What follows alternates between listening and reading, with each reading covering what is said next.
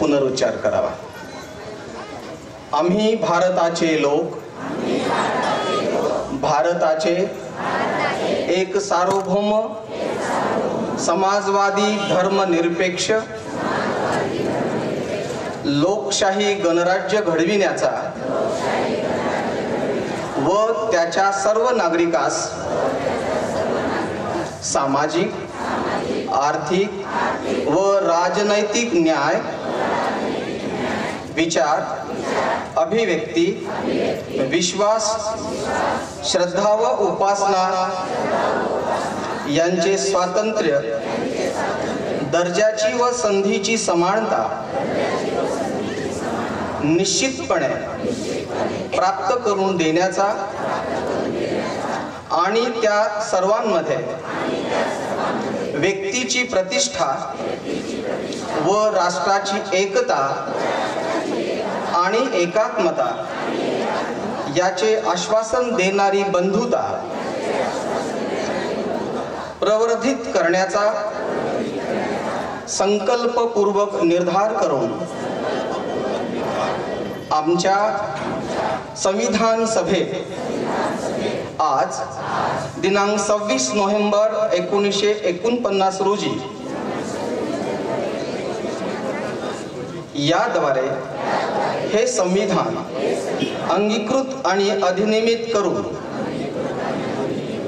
स्वतः प्रत अर्पण करीत आहोत. धन्यवाद. खाली बसा.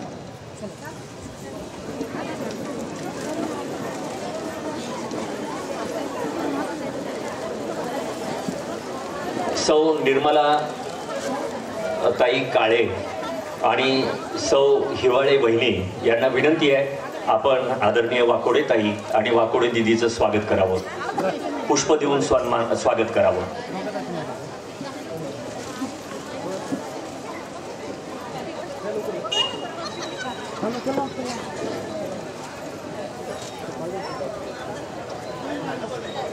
पुष्पा.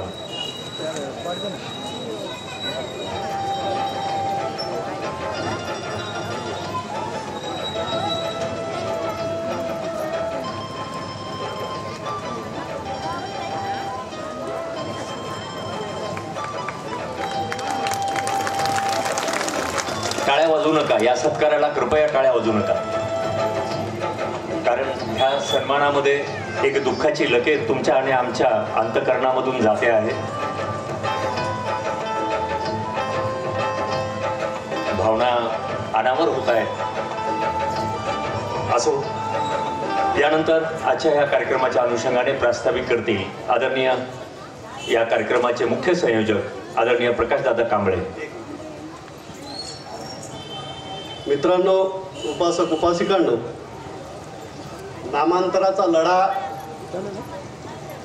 आजही आपल्या डोळ्यासमोरून जात नाहीये आणि त्या लढ्याचं समर्थ नेतृत्व या मराठवाड्याचं ज्यांनी केलं ते डॉक्टर बाबासाहेब आंबेडकरांचं मराठवाडा विद्यापीठाला नाव मिळावं म्हणून जो लढा उभा राहिला, त्या लढ्याचं नेतृत्व पूर्णेतील आदरणीय पॅन्थरचे ज्येष्ठ नेते प्रकाशदादा कांबळे यांनी हा लढा समर्थपणे लढला आणि आजही या मराठवाड्यामध्ये न तर महाराष्ट्रामध्ये त्यांना पॅन्थर म्हणूनच ओळखलं जातं. अशा पॅन्थरांना या ठिकाणी भीमा कोरेगाव शौर्य दिन उत्सव समितीच्या वतीनं अगदी काल परवा भीमयोद्धा म्हणून पुरस्काराने त्यांना सन्मानित करण्यात आलं. त्याबद्दल पुर्णेकरांचं सुद्धा एक कर्तव्य करतं की त्यांचा सुद्धा आम्ही या ठिकाणी सन्मान करावा. म्हणून या ठिकाणी मी प्रकाशदादांना विनंती करतो की मी स्वतः उत्तमबाया खंदारे, बंटी रणवीर, रेवणाजी टापुरे, बाळासाहेब राऊत, किशनराव ढगे, राहुल वावळे आणि युवराज नरवाडे यांच्या वतीनं आपण हा आपला सन्मान या ठिकाणी स्वीकारावा.